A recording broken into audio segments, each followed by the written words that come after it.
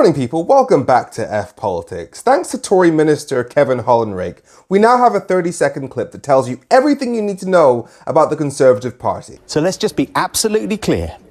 Yesterday, the Prime Minister said that this man's alleged comments were racist and wrong, and you say if this same man wanted to give another £10 million today to the Conservative Party, you'd take the money. Yes, that's how I understand the situation, yes. Thank you very much indeed, Kevin Hollinrake. We'll get more reaction to that as the programme goes on. Look, I'll get serious in a second, and I know he just admitted that he's happy to be funded by racists, but the BBC just did him dirty. They left the camera on him for so long. Look at the pain in that man's face.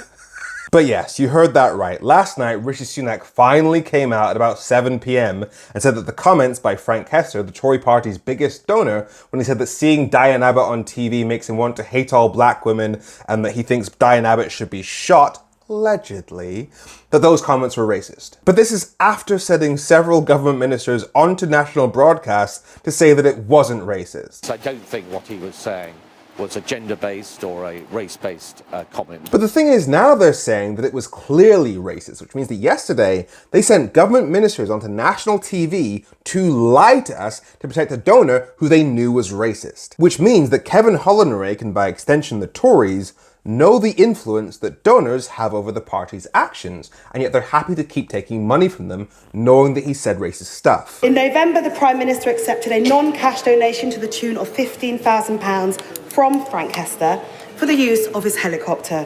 So will he reimburse him?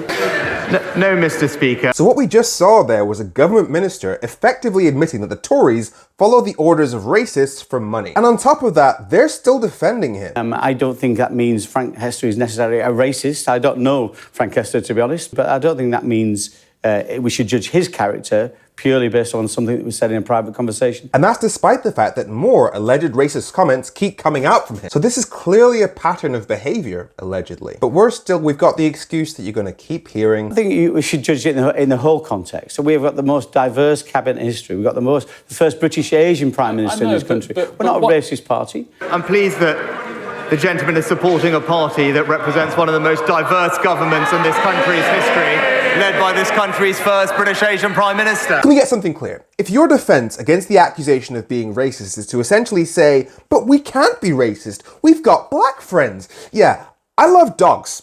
There are dogs that I consider to be my friends, but I don't believe in the equal rights of dogs with humans. I've never argued that dogs should be able to sleep in beds like humans, never argued that dogs should be able to get unemployment benefits. This constant defense of we cannot be racist because of the color of this person's skin is racist. It means that you're defining somebody's character by the colour of their skin. Which is why it's so ironic that he said this several times. I don't think it's right to judge somebody's character by their skin colour. Because as far as this government's character, all Tory politicians stood behind Boris Johnson to make him Prime Minister after he accused Barack Obama of having a part Kenyan's ancestral dislike of the British Empire and referring to black people as Pekingese watermelon smiles, and saying that the problem in Africa is not that we were once in charge, but that we're not in charge anymore. Leading to a government that took data which shows that people from ethnic minority backgrounds are discriminated against in the hiring process, but made excuses for that by saying that employers just assume that somebody from an ethnic minority background is of a lower class. As if that's not racism itself, but they used that to say that there was no institutional racism in the UK, which means that they're aware of the problem, but they're denying that that problem exists, which is why the United Nations said they were normalizing white supremacy. Just like with the comments of Frank Hester, they knew it was racist, but denied it was racist, which normalizes that kind of language. That is the character of this government, no matter how many black and brown faces they try and shove into cabinet. Now yes, Kemi Badok was the first government minister to break ranks and say yes, it was racist,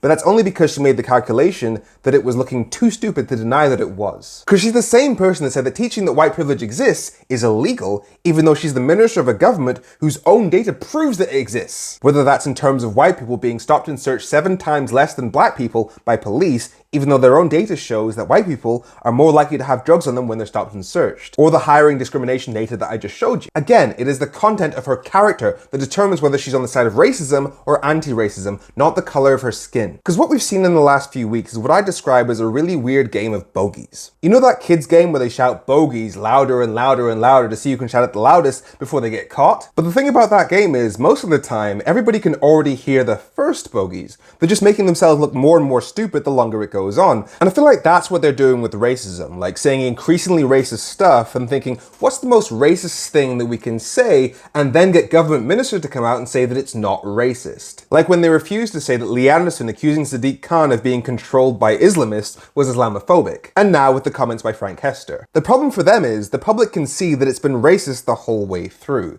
I'm Femi. Make sure you follow F Politics so politics doesn't F you. Have a great week.